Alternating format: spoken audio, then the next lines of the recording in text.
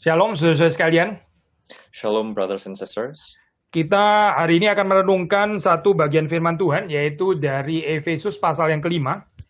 Today we'll contemplate about one Bible verse from Ephesians chapter 5. Hari ini, minggu ini adalah menurut kalender gereja, ini adalah minggu Okuli ya, Okuli Sunday. This is the Oculi Sunday according to the calendar of the church. Ya, Okuli ini sudah bisa baca dari Mazmur pasal 25 ayat ke-15 ya. Oculi you can read from Psalms chapter 25. Ya, di situ ada kata pertamanya itu adalah tentang mataku ya. Ini salah satu terjemahan bahasa Inggris. Mine eyes are ever toward the Lord, for he shall pluck my feet out of the net. Salah satu terjemahan bahasa Inggris ya. 25 ayat 15. So Psalms chapter 25 verse 15. Yeah, my eyes are ever on the Lord, for only he will release my feet from the snare. Lalu di dalam ini perenungan firman ini diambil dari Efesus pasal yang kelima. And we will talk about Ephesians chapter 5 today. Ayat 1, 2, 8, dan 9. Verse 1, 2, and then 8 and Sementara Kernaussage, core statement dari Okuli Sunday ini adalah tentang pengikutan ya, tentang Nachfolge, discipleship. And the core statement of the Oculi Sunday is about yaitu bagaimana kita yang mengikut Tuhan, kita melepaskan diri daripada ikatan-ikatan. How we as followers of God are able to break free from the chains. Atau pindungan ya, pindungan. Ya termasuk manusia itu ya yang kita mungkin terlalu attach demikian sampai akhirnya bisa menjadi berhala gitu. Maybe we humans are too attached to something that may lead to idolatry. Ya, harta milik kita, besits, property. Maybe our wealth, our assets, our property. Termasuk juga bahkan Vergangenheit, masa lampau kita yang juga bisa mengikat kita. Or maybe our past can chain us up. Nah, ini biasanya dikaitkan dengan satu ayat di dalam firman Tuhan, yaitu Lukas 9 ayat 62 ya, Lukas pasal 9 ayat yang ke-62. Saya membacakan di dalam bahasa Indonesia di sini. Lukas 9 ayat yang ke-62. Tetapi Yesus berkata, yaitu setiap orang yang siap untuk membaca tetapi menoleh ke belakang tidak layak untuk kerajaan Allah. And it is connected with Luke chapter 9 verse 62, and that is, Jesus replied, no one who puts a hand to the plow and looks back is fit for the service in the kingdom of God. Sekarang kita akan membaca Efesus pasal yang kelima yang tadi kita sudah katakan, ayat 1, 2, 8, dan 9. Now we'll go back to Ephesians chapter 5 and read the selected verses. Sebab itu jadilah penurut-penurut Allah seperti anak-anak yang kekasih dan hiduplah di dalam kasih sebagaimana Kristus Yesus juga telah mengasihi kamu dan telah menyerahkan dirinya untuk kita sebagai persembahan dan korban yang harum bagi Allah. Lalu kemudian ayat yang ayat yang ke-8 dan 9. Memang dahulu kamu adalah kegelapan, tetapi sekarang kamu adalah terang di dalam Tuhan. Sebab itu hiduplah sebagai anak-anak terang, karena terang hanya berbuahkan kebaikan dan keadilan dan kebenaran. Therefore be imitators of God as beloved children and walk in love as Christ loved us and gave himself up for us as fragrant offering and sacrifice to God. Verse 8 and 9, for at one time you were darkness, but now you are light in the Lord. Walk as children of light, for the fruit of light is found in all that is good and right and true.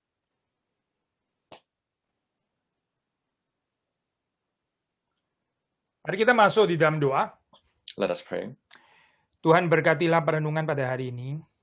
Our Father, bless our contemplation today. Supaya kami bisa mengerti apa yang menjadi kehendak Tuhan bagi kami. That we may understand what your will is for us. Dan berkati baik hamba-Mu yang menguraikan firman Tuhan, berkati juga untuk Thomas Ignacio yang menerjemahkan. Bless your servant and also the translators. Dan berkati juga setiap daripada kami yang mendengarkan, supaya sungguh-sungguh kami disegarkan oleh firman Tuhan. Bless each and every one of us who hears, that we may be refreshed by your Di words. dalam nama Tuhan Yesus Kristus, kami berdoa, kami memohon. In Jesus' name we pray and give thanks. Amin. Amen. Saudara, kalau kita membaca awal daripada pasal 5 di sini ya, ini kata permulaannya dulu sebab itu. And when we read from chapter 5, it starts from the word therefore. Kalau kita mendengar kalimat seperti ini, ya berarti kita tahu bahwa perikop ini sudah berkaitan dengan perikop sebelumnya. And when we talk about this, it means that this part is still connected to the previous part of the Bible. Paling sedikit ya, kita membaca ayat 32, lebih baik lagi kalau kita bisa membaca keseluruhan perikop dari pasal 4 mulai dari ayat 17 sampai dengan 32. It's actually better if we read from the previous part of Ephesians chapter 5 from verse 17 until 32. Nah, kalau kita membaca dalam ayat ke-32, di situ dikatakan, tetapi hendaklah kamu ramah seorang terhadap yang lain, penuh kasih mesra dan saling mengampuni, sebagaimana Allah di dalam Kristus telah mengampuni kamu. And verse 32 in the fourth chapter states, be kind and compassionate to one another, forgiving each other, just as Christ God forgave you. Jadi sebab itu, sebab apa, saudara? Ya ini sebab kehidupan yang saling mengampuni, ya sebagaimana kita juga diampuni di dalam Kristus, sebab itu. And therefore, where it connects with, the life that is full of forgiveness, just like how Christ forgave us. Ya, jadi ini nggak bisa dipisahkan ya, saudara. Kehidupan di dalam kuasa pengampunan Tuhan, lalu terus kemudian disambung dengan menjadi penurut-penurut Allah. A life that is full of forgiveness of God cannot be separated and is connected with, a life that is... So, waktu kita membaca ini ya, penurut-penurut Allah ini, setidaknya dalam bahasa Indonesia ya, saya agak sedikit ada perbedaan misalnya di dalam, ya dibandingkan dengan terjemahan Jerman atau terjemahan bahasa Inggris. In life as followers of Christ, and the Indonesian translation is very different from the German and Indonesian. Ya, bahasa Indonesia itu pakai penurut-penurut. Nah, itu kalau diterjemahkan literally jadi apa ya, saya di dalam bahasa Inggrisnya pakai imitators, di dalam bahasa Jerman kan pakai istilah Nachamer ya, jadi Nachahmung. Nachahmung ya ini imitatio basically ya, tapi Indonesia lebih tertarik pakai istilah penurut-penurut. So the Indonesian translation is penurut and the English translation of that is imitators. Ya. Penurut apa ya, Thomas bahasa Jerman ya, boleh juga sih dicari ini ya Pak. Ya itu malah ini. Maksudnya begini saya, kalau dalam bahasa Jerman kan pakai istilah peneladan gitu ya, imitator gitu. Bahasa Indonesia ini pakai istilah penurut ya. Penurut itu ya ini ya apa, docile, obedience, ini apa, penurut lah maksudnya, taat gitu ya, orang-orang yang apa ini submit dan sebagainya, lebih ke sana ya. The Indonesian translation is more towards the side of obedience, people who obey and submit to you.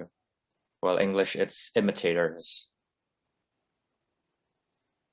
Ya tentu saja konsep seperti ini nggak salah ya. Memang kita juga diminta untuk submit, untuk obey, gehorchen dan sebagainya.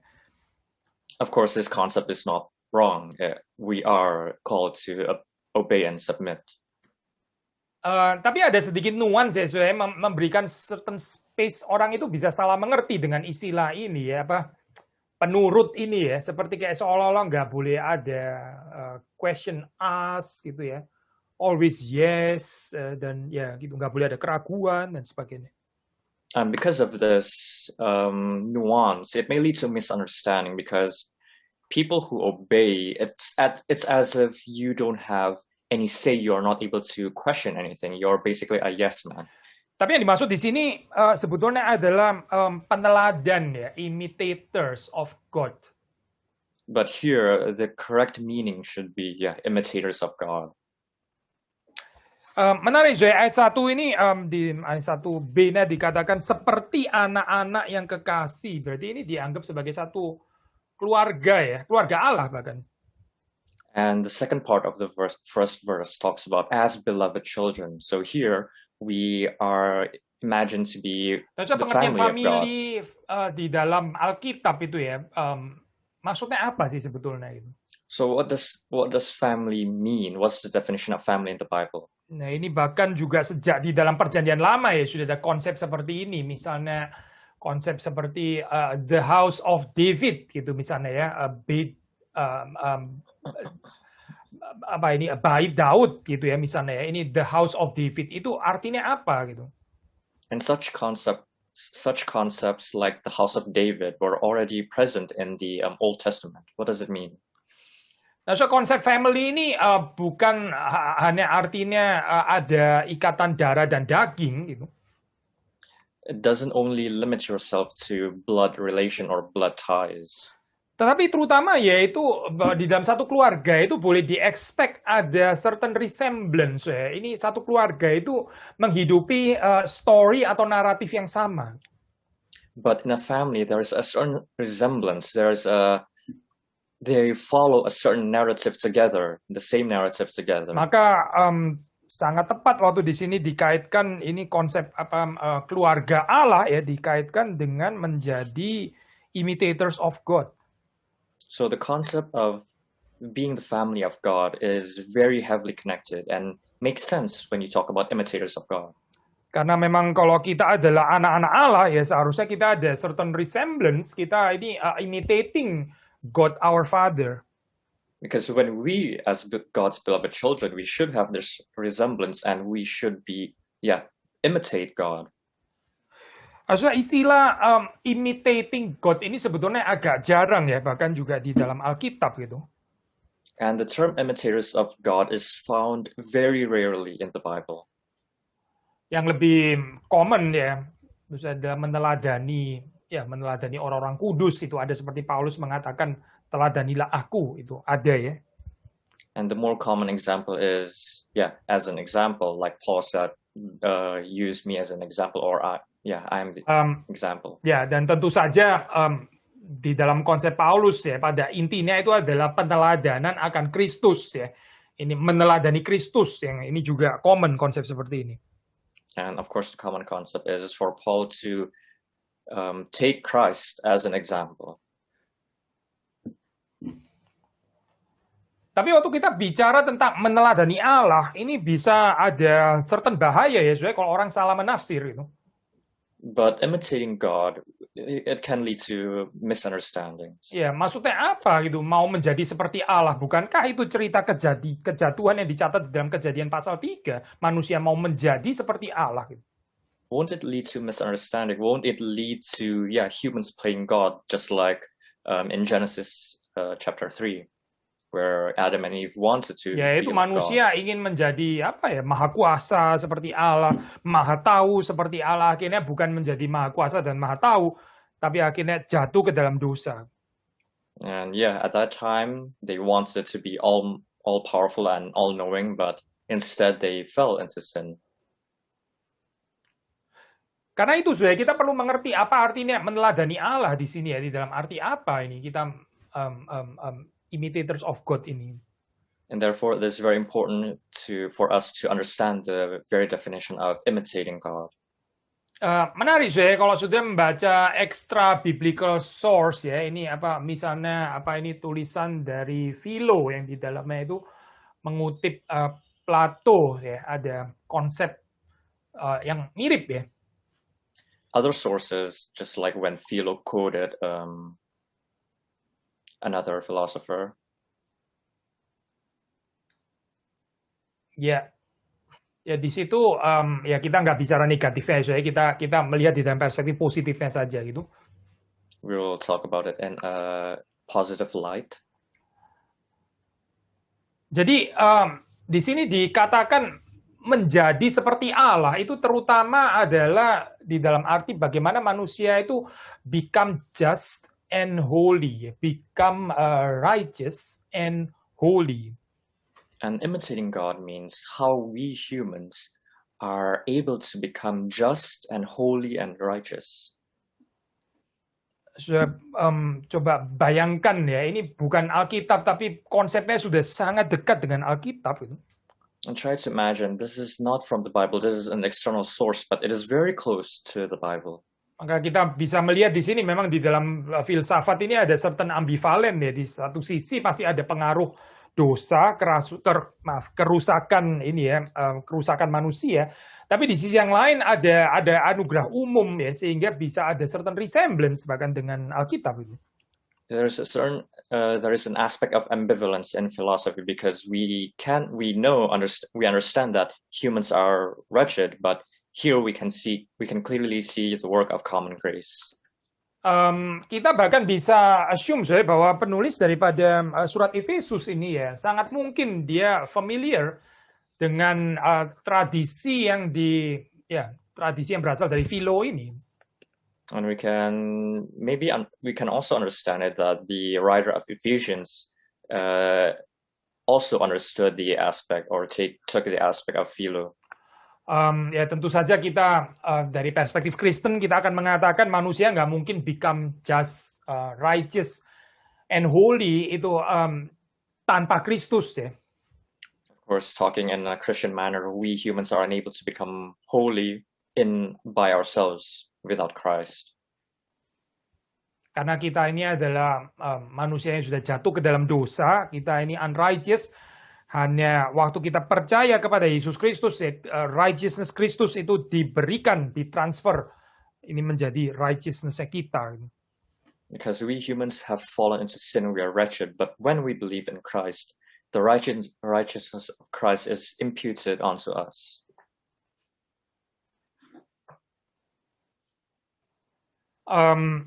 Ya, jelas di dalam hal ini pasti ada perbedaan ya, di mana kekristenan menyajikan kontennya yang sebetulnya kita nggak bisa dapatkan di dalam filsafat itu tadi.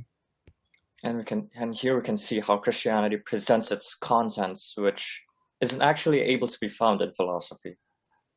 Tetapi di sini waktu kita membaca ya penekanannya memang di sini bukan tentang apa ya, nggak salah sih bicara tentang righteousness nanti di dalam ayat yang di belakang tadi ya, ini ayat yang ke-9 itu memang ada righteous ya, ada righteousness. Tapi di sini di dalam ayat 1 dan 2 di sini ditekankan adalah kasih ya. So ini bicara tentang sebelumnya forgiving, kindness, love gitu. And in verse 1 and 2 it emphasizes not of righteousness but of love.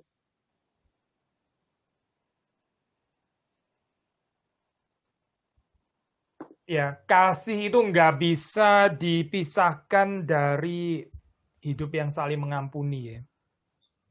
That love is not separable with a life that is forgiven. Bahkan ini kasih itu diuji sampai kepada sampai kepada kita bisa mengampuni, terutama juga mengampuni musuh ya, ini yang paling jauh. And love is being tested to the furthest point, and the furthest point is when we forgive our enemies. Tapi sekali lagi ini bukan bukan kekuatan kita ya, tapi sebagaimana Kristus Yesus juga telah mengasihi kita, telah mengampuni kita juga. This is not in our strength, but it is just like how Christ has forgiven us and has loved us. Jadi kita melihat di dalam ayat yang ke-1 ini maksudnya menjadi penurut-penurut Allah atau imitators of God. Itu di belakangnya ya, itu ada yang mendahului, yaitu yaitu tindakan Allah di dalam mengampuni kita. And being imitators of God, it doesn't start there, but there is a prequel, and that prequel is when God forgives us. Tapi kemudian kita membaca di ini ya, ayat yang kedua nih, ada juga sesuatu yang follows ya, sesuatu yang mengikuti, yaitu apa? Yang mengikuti di sini adalah ya seharusnya kita ini hidup di dalam kasih sebagaimana Kristus Yesus juga telah mengasihi kita. And the sequel to that is that we should walk in love just like how Christ has loved us. Jadi konsep menjadi penurut Allah ini bukan sesuatu yang abstrak, tapi sesuatu yang sangat konkret ya, sangat sesuatu yang di dalam pertolongan anugerah Tuhan itu sangat livable. Therefore, the concept of being imitators of God is not something abstract, but it is very real, and it is through Jadi God's love. kita bebas daripada tafsiran yang keliru, misalnya menjadi seperti Allah yang maha kuasa atau maha tahu, bukan itu maksudnya. Tapi hidup di dalam kasih seperti Allah juga adalah kasih. And let us not be misinterpreted like we should be like God, we should imitate His might and power, but no, we should live in love just like how He has loved us. Dan saudara perhatikan di dalam di dalam ayat kedua di situ kasih Kristus itu dinyatakan secara konkret juga dengan Dia menyerahkan dirinya untuk kita sebagai persembahan dan korban yang harum bagi Allah. And the love of Christ is depicted clearly as He himself gave himself up for us as fragrant offering and sacrifice. Saudara, kita sebagai orang Kristen kita bisa saja bicara banyak hal tentang kasih ya, tapi ini bisa menjadi satu perkataan yang klise. As Christians, we can say the word love and care very easily, but it's just a cliche if we do not know Kalau its sudah membaca meaning. di sini kasih itu apa? Susah, kasih itu maksudnya adalah penyerahan diri yang total. And the love that is defined here is sacrificing yourself wholly and fully. Nah, ini kita mau kaitkan dengan message Kernaussage, core message dari Oculi Sunday hari ini ya. And that is the core message of the Oculi Sunday that we want Itu to kan discuss. bicara tentang Nachfolge, bicara tentang pengikutan, bicara tentang discipleship di sini, saudara. It talks about discipleship. Sekali lagi ya, tadi saudara membacakan ayat Lukas pasal 9:62 ya. Just like how we have read from Luke chapter 9 verse 62. Ya, itu bicara tentang apa, saudara? Ya, bicara tentang total Hingabe ya. Ini bicara tentang total surrender gitu. Ini bicara tentang penyerahan diri yang sepenuhnya. And it talks about total surrender.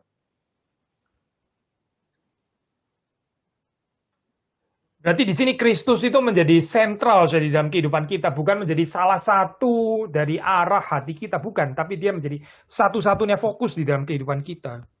And here Christ becomes the center of our life, the center of our hearts, and not just a simple direction of where to go. Nah, saudara membaca di dalam Injil waktu Yesus berinkarnasi, dia ada di dunia, dia juga ada fokus ya, dia datang untuk menebus manusia yang berdosa. And Jesus also had a focus when he reincarnated, and that is to give salvation, to pay for the Dia sins. tidak memberikan dirinya itu didistract ya, ini dialihkan perhatian geleng dengan berbagai macam fasilitas kesenangan yang ada di dalam dunia, tidak. He was not distracted with other facilities that the world has to offer. Maksudnya kita percaya gereja itu ada masa depannya, ya, kalau orang-orang itu sungguh-sungguh ada penyerahan diri yang total seperti ini ya. And we know that the church has a future when its people surrender totally, just like here. Sayang kalau yang terjadi adalah manusia banyak kecurigaan terhadap gereja. But woe to the people when they have lots of doubts to the church. Mungkin gereja juga ada kebersalahan, nggak betul-betul menyatakan kehidupan yang sungguh-sungguh menjalani cerita Injil ya, sehingga menimbulkan kecurigaan seperti itu.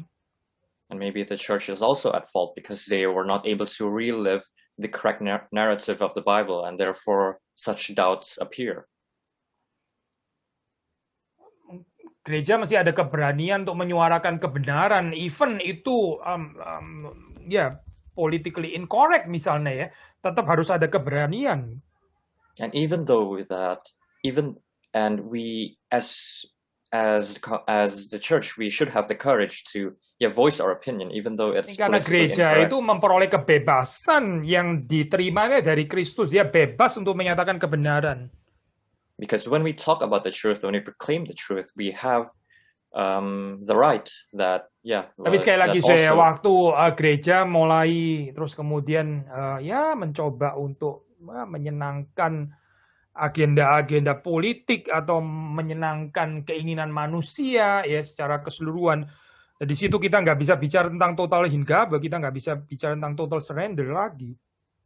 was also found in Christ. But when the church only wants to follow the agenda of politics, then we cannot talk about total surrender.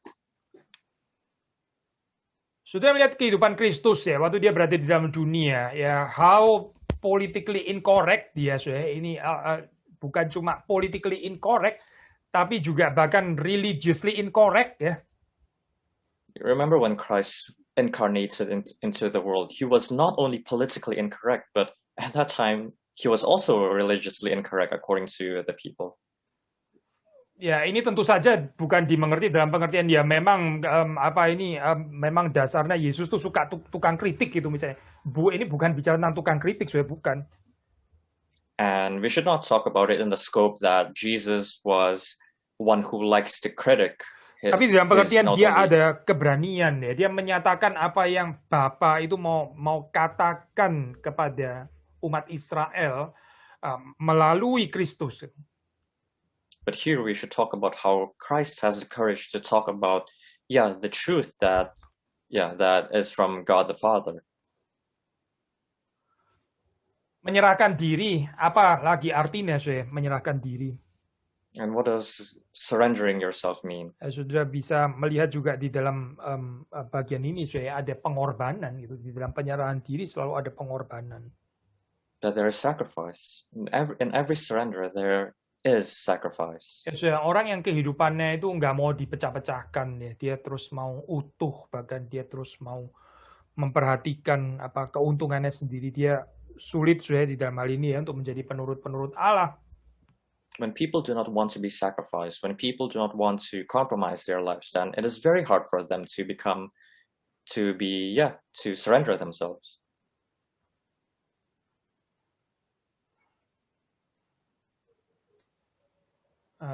Saudara, kehidupan kita itu sesungguhnya ada di dalam pemeliharaan Tuhan, dan Tuhan tuh nggak pernah gagal memelihara kehidupan saudara dan saya. To be honest, our lives is under the providence of God, and God will not allow us to fail. Ini seharusnya mendorong kita untuk lebih lagi mempersembahkan diri kita sepenuhnya ya. And therefore there should be motivation for us to surrender ourselves even more. Sekali lagi orang yang adalah true imitators of God itu adalah orang yang seperti Kristus, dia mempersembahkan hidupnya bagi Allah. People who are true imitators are like Christ, who gave his life up for God wholly. Lalu mulai dari ayat yang ketiga yang kita nggak baca ya, di situ mulai berbagai macam daftar vices ya, kelaliman, lawan katanya Tugend ya, ini list of vices di sini mulai 3, 4, 5. And verse 3, 4, 5 talks about the list of vices.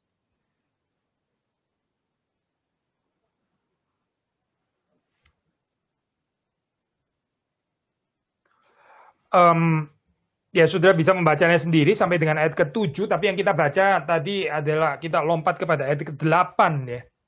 And you can read it by yourself, but we directly read verse 8 until 9. Penulis Efesus ini mengatakan bahwa kehidupan yang demikian itu adalah kegelapan. And according to the writer of Ephesians, such a life, talking about the vices, is living in darkness. Dan bagi penulis surat Efesus ini sebetulnya sudah di belakang ya, sudah lewat gitu.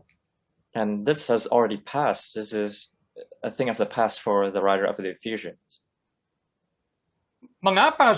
Karena ada kepercayaan daripada penulis Efesus ini bahwa jemaat Efesus ini sudah mengalami pertobatan yang sejati di dalam Kristus. Because the writer of Ephesians believed that the congregation of in Ephesians have already repented. Saudara, ini saudara perhatikan ya, penulis Efesus ini melihat kehidupan masa lampau ini ya harus menjadi bagian daripada masa lampau. Kita harus melihat ke depan gitu. And you see here that the writer of the Ephesians acknowledged this as the past, and just left it there. And that is why you should move forward. Tadi kita mengatakan sekali lagi ya, kita ini kan ayat khotbah untuk Oculi Sunday dengan Karen Aussage tentang Nachfolge, Total Hingabe dan sebagainya. And again, this is talking about from the Oculi Sunday, and it talks about obeying. Dan tadi kita mengatakan yang bisa menghalangi Nachfolge, yang bisa menghalangi pengikutan itu adalah karena kita masih stecken geblieben, kita masih di belakang dengan Vergangenheit kita, dengan masa lampau kita yang kita nggak bisa move on ke depan ya. And one thing that hinders discipleship is that we are too fixated on the past that we are not able to move on, and the past becomes a burden. Mari saudara kita menutup masa lampau kita yang gelap itu ya bersama dengan Tuhan itu. Let us all close our dark pasts with God. Kita jangan terus kemudian suka membangkitkan ya ini cerita-cerita yang akhirnya mendiscourage kita sendiri gitu, membuat kita jadi putih, jadi nggak ada kekuatan lagi untuk mengikut Tuhan gitu. Let us not allow dark stories to arise that it may hinder us in following God. Nah ini tentu saja bukan berarti bahwa saudara nggak boleh melihat ke belakang. Agustinus misalnya dia juga melihat ke belakang, tapi dia melihat ke belakang in the light of God's grace ya. Dia melihatnya itu dalam perspektif anugerah Allah yang senantiasa cukup. It doesn't mean that we can look back to the past. Even Augustine said that we are able to look in the past in God's grace. Tapi yang menjadi maksud daripada penulis Efesus ini adalah bahwa kita mesti melihat kehidupan kita sekarang ini sebagai orang-orang yang hidup di dalam terang, di dalam Tuhan, ya, sebagai terang di dalam Tuhan. But the writer of the Ephesians here wants us to realize that we are now living in the light and we are, following the light. Jadi kita ini bukan tarik menarik antara kuda hitam, kuda putih begitu ya, seperti kayak di dalam Manichaeist belief itu, bukan. Not like in the Manichaeist belief where we are in constant tug of war between the darkness and the light.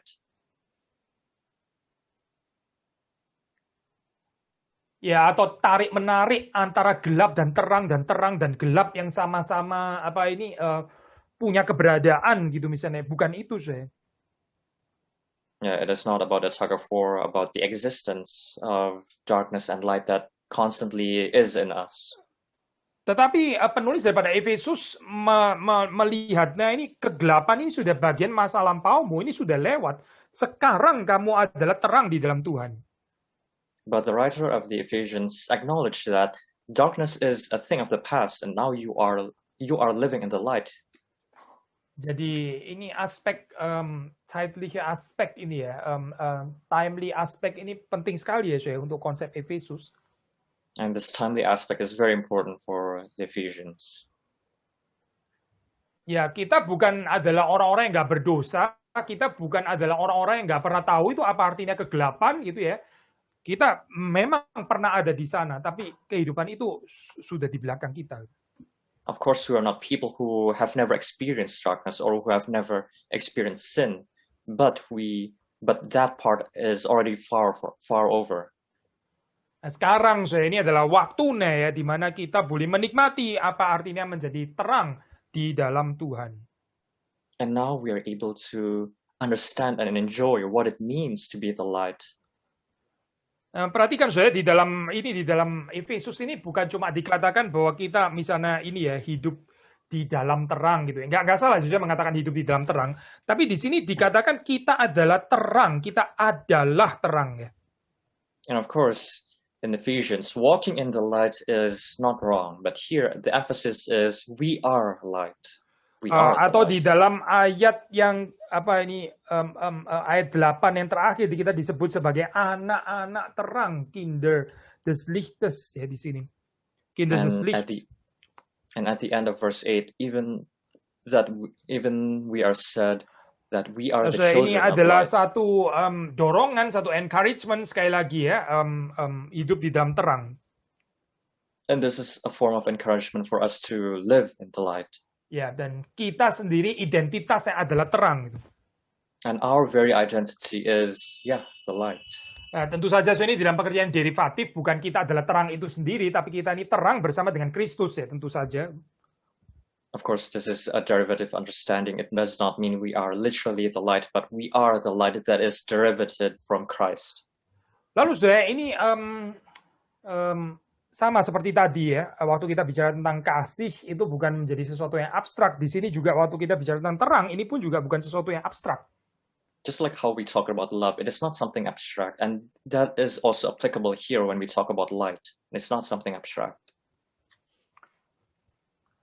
Sudah membaca dalam ayat 9 ya, ini adalah ayat yang terakhir yang tadi kita baca. Di sini dikatakan karena terang hanya berbuahkan ya, pertama kebaikan, kedua keadilan, lalu ketiga kebenaran. Tiga hal ini ya, Saudara.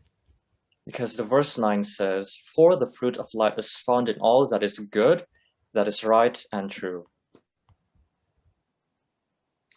Nah, Saudara, kita ingin membahas ini ya. Saya bahas dari yang terakhir dulu, yaitu Wahrheit atau truth. And here we want to discuss it even further. I will start with So, kalau truth. membaca, mengontraskan dengan Efesus pasal yang keempat ya, Efesus yang pasal keempat ayat 18, di situ dikatakan, saya baca di sini, dan pengertian yang gelap jauh dari hidup persekutuan dengan Allah, karena kebodohan yang ada di dalam mereka dan karena kedegilan hati mereka. Let us compare it with Ephesians 4, verse 18. They are darkened in their understanding and separated from the life of God because of the ignorance that is in them due to the hardening of their hearts. Ya, Saudara, ada ini ya, kebodohan ya, ignorance ya, Unwissenheit. There is ignorance. Ya, ini kontras ya dengan truth yang dikatakan sebagai buah terang. And this is very much in contrast to truth as the fruit of light. Saudara, orang yang identitasnya adalah terang bersama dengan Kristus ya, dia mengenal kebenaran, dia memiliki true knowledge.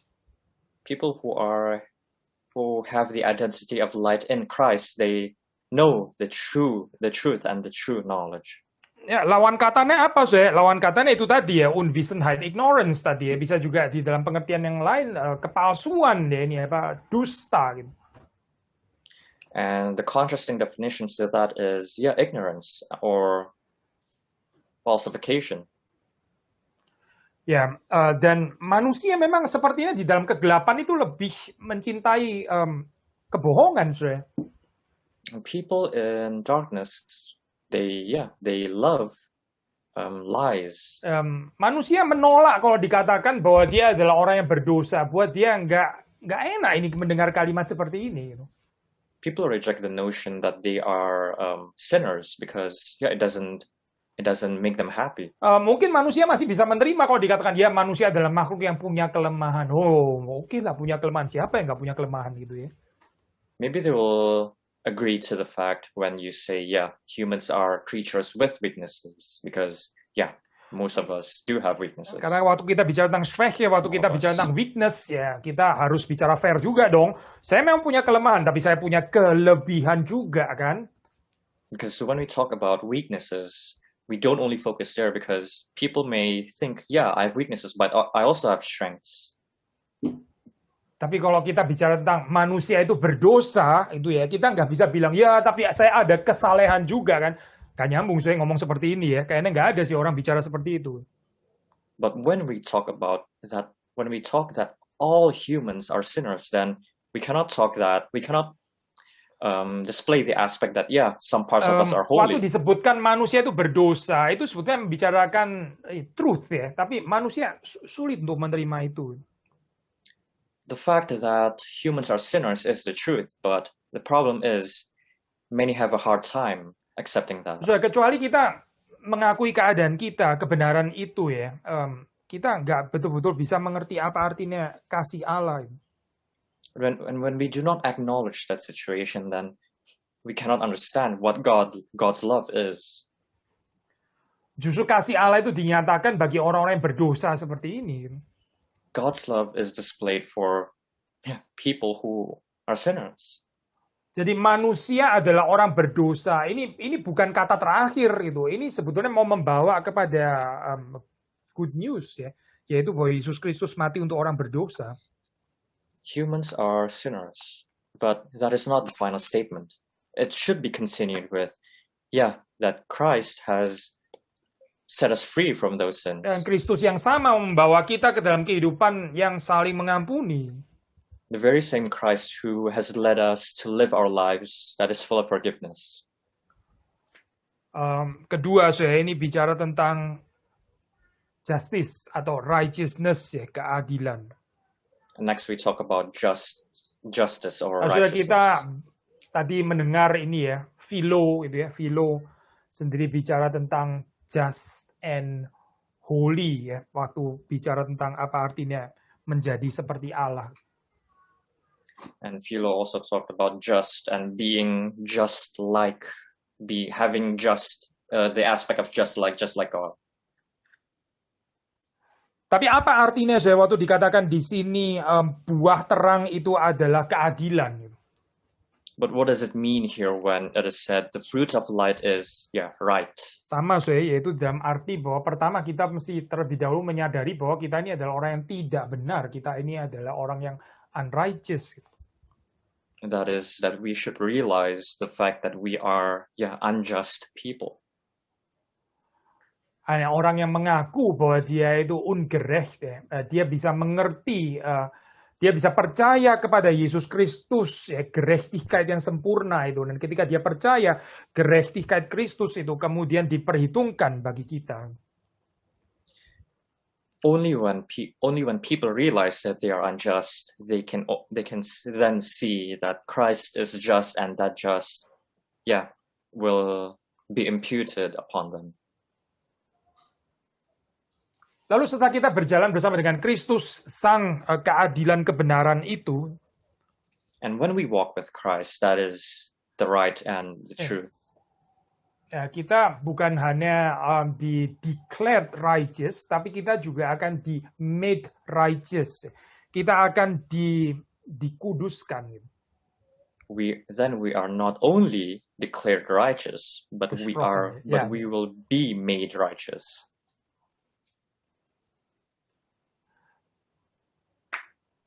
Ya, dan kita akhirnya diproses, dibentuk, ya, dikuduskan menjadi orang yang semakin lama semakin adil dan semakin benar. Itu namanya made righteous. Ya.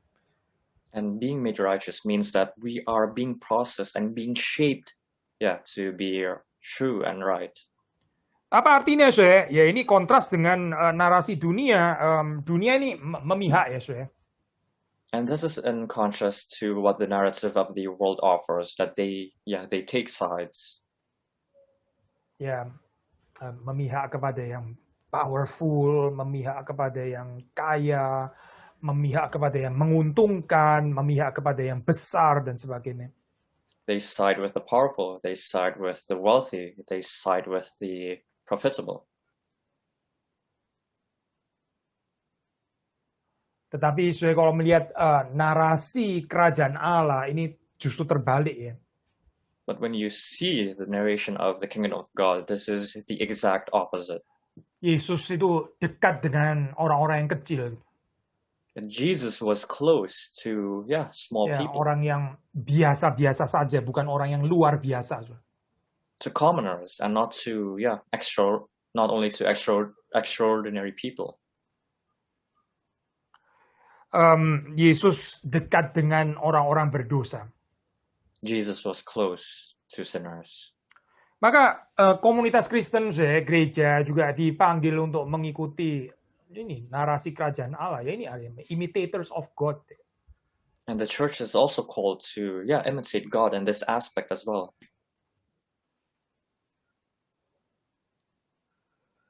Yang ketiga, ini terang juga berbuahkan kebaikan. Next, the fruit of light is good. So ini Gütigkeit atau kebaikan ya, ini good ya, lawan katanya itu adalah evil ya. And the contrasting definition to good is evil. Ya, so dunia ini dipenuhi dengan kejahatan yang tidak ada habis-habisnya. This world is filled with never-ending evil. Kadang-kadang kita bisa melihat keadaan dunia ini bisa discouraged ya.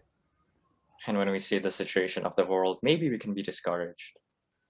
Atau mungkin kita yang sudah terlalu sakit, akhirnya kita bikin defense mechanism, sudahlah saya nggak mau tahu dengan keburukan, kejahatan yang ada di dalam dunia ini, saya masuk ke dalam tempurung saya sendiri, di mana saya aman, ghetto saya, dan sebagainya. And when we are too hurt, maybe we adopt a certain defense mechanism where we develop apathy towards what is happening in the world, and we form this comfort bubble where we are only there. Sampai pernah mengatakan kalimat yang terkenal itu ya, the more I know people, the more I love my dog. Mark Twain said this famous sentence, the more I know people, the more I love my dog. The more I know people, the more I love my dog. Ini bahkan bisa menjadi pelarian ya kepada dunia binatang, karena dunia binatang kayaknya nggak melukai seperti manusia-manusia yang jahat ini. And this can be an escape towards the animal kingdom, because maybe we think that animals cannot hurt us. Bagaimana saya? How should we go on with this? Dipanggil bukan untuk membangun defense mechanism tembok-tembok seperti itu ya. We are not called to build certain defense mechanisms. Tapi sudah perhatikan di sini dikatakan terang itu berbuahkan kebaikan. But here it is said, the fruit of light is good. Yang mengalahkan kejahatan itu bukan escape, bukan flucht, bukan. Tetapi yang mengalahkan kejahatan itu adalah penaburan kebaikan. The one to defeat evil is not avoiding that evil or running away from the evil, but sama saja ini kalau pakai metafor terang gitu ya, metafor terang dan gelap. Just like when we want to use the metaphor of light and dark. Ya, kegelapan itu bukan diusir dengan kita melarikan diri dari kegelapan, kan bukan saya. Kegelapan waktu kita melarikan diri ya akan tetap gelap gitu, maka mungkin gelapnya meluas kali ya. Darkness will not be banished when we run away, because when we run away, the darkness is still there.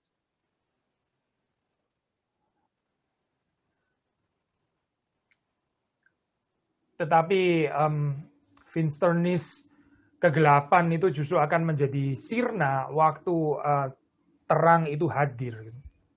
But the darkness will be banished only when the light appears. Maka sama saya di dalam hal ini ya, prinsip yang sama gitu, kejahatan di dalam dunia. Bukan dengan kita menyembunyikan diri, mencari keamanan kita sendiri supaya kita nggak terlalu sakit, supaya kita nggak terlalu terluka gitu misalnya ya. And there's the same principle when dealing with the evil in the world. It is not about how we form our comfort zones, how we run away from the problems or from the evil. Tapi orang yang meneladani Allah, yang menjadi peneladan Allah, ya dia menjadi seperti Kristus ya, hadir sebagai terang ya, yang pada akhirnya hancur di atas kayu salib, tapi dia menghadirkan apa yang disebut dengan Gütigkeit, yang disebut dengan kebaikan itu. But as imitators of Christ, we are called to do good, just like how Christ do good. And even though he died on the cross, that resulted in the ultimate good.